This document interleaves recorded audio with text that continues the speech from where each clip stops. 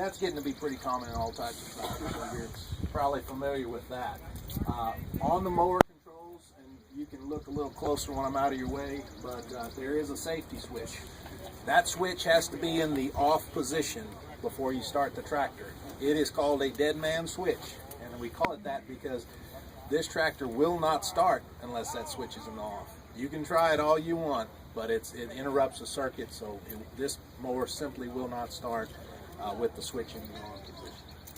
So one last thing, and I know this is something you probably chuckle about too, because we all grew up jumping on tractors and older that didn't have seat belts, but all the tractors today have a seat belt.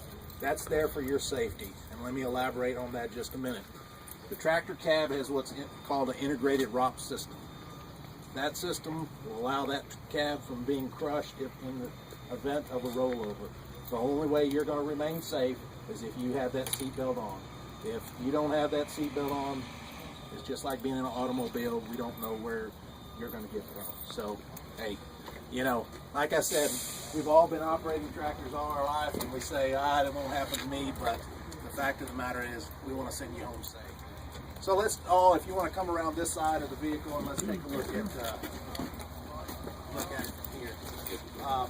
One thing, and you know, you're going to hear this from any manufacturer, but before you operate the tractor and or mower, you want to always take time to review the operator and safety manual. On the TerrainKing products, you'll always find a copy of the safety manual within reach. It's going to be somewhere mounted to the mower. On this one, it's up here on the right front corner. You don't want to remove these manuals. This is an extra set. You get a set that goes into your shop and remains in the office. This set is here so that you have it in the field if you need to review or check anything, review for your safety. So keep this set right where it's at.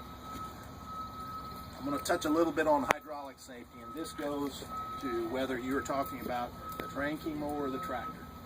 Hydraulic oil, we underestimate the, how do I want to say, we underestimate the pressure of hydraulic oil. In a system like this, you know, a tractor or mower, that hydraulic oil is being pumped at somewhere between 2,000 to maybe upwards closer to 3,000 psi. If you get a pin leak on a hydraulic system, you might reach over here and you may say, oh, look, I got oil dripping, and you reach around the field where that oil's dripping, I'm going to tell you that it'll blow the end of your finger off. Okay, a pin leak at that pressure, it'll penetrate your finger, you'll have oil in your inside, in your bloodstream, and you're going to need to get to the doctor right away. So, instead of handling it that way, when you identify that you have an oil leak, take a piece of cardboard, something that's a little more rigid, reach around with that and look for your oil leak. If you must, do it right then. We would prefer that allow your mechanic to do it, let him do the diagnosis. But just as I pointed out, do not run your hand over it because you have no idea of the consequences there. And also Chuck, yes, sir. Yeah. The commissioner wanted you to mention about disconnecting a hose under pressure too. Oh, right, yeah. Disconnecting a hose under pressure, you want to make sure you relieve that hydraulic system. So with the tractor off, you want to stroke the control and actually relieve pressure on the individual hoses. So yeah, it's and typically your mechanics are going to be the ones doing that, but hey, you may be doing a rear mower of some type that has the quick couplings. It goes in any situation, whether you're talking about a TerrainKing mower or a rear mower. So just a little bit about the cutting head and cutting in general. When you are planning a site to mow, you need to be familiar with where you're mowing. Instead of pulling up on it, having never mowed a stretch of highway, take a look at it. Drive it in a truck. I know you guys have rocks everywhere. We don't have rocks like this down in Texas. So, but the fact of the matter is, be familiar with the territory. If you know there's embankment or encroachment of rocks somewhere that you're going to need to work carefully around, just know that it's there ahead of time. This mower is designed, we gauge the cutting height with the roller. So this mower, you're never going to have this mower down where it should be scalping. And in fact, you may choose to adjust that roller to give you the maximum or greater cutting height, knowing what situation you're in. So, again, this mower is made for cutting material up to 1 inch in diameter. We call it rule of thumb. okay? So if you come up on some brush that's 2 inches, inch and a half, 2 inches, I'm going to tell you that you can hammer on it all you want, but you're going to be abusing the machine, okay? And you can quickly tell abuse on a machine when you're hitting signposts, because this is a replaceable part, but I'm sure the superintendent doesn't want to replace it.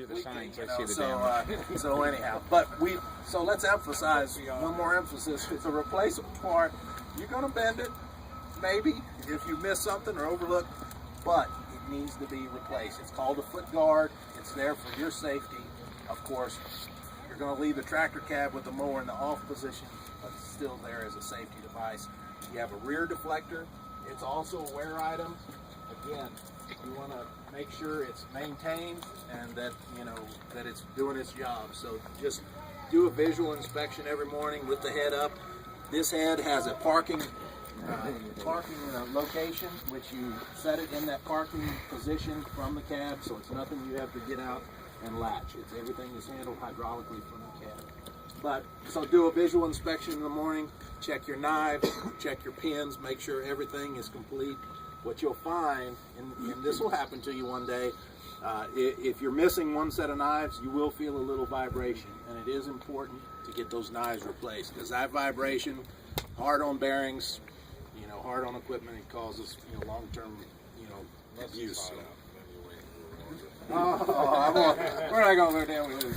Hey, so one more thing, because we're kind of limited a little bit on time, but we do want to talk about using your hazard lights. Anytime you're in that tractor, you're on the highway, have your hazard lights flashing. I think we covered it real well. I'm going to throw out one more thing related to tractor safety, because inevitably you guys are going to operate a tractor that maybe it has a rear implement on it. When you are operating something with a rear implement and you come to a stop and park the tractor, you want to lower that rear implement to the ground, because what will happen if you leave it up overnight, it could drift down, okay? And when you start that tractor in the morning, it could pop right back up. All right, so keep that in mind. Any questions on anything that I've said?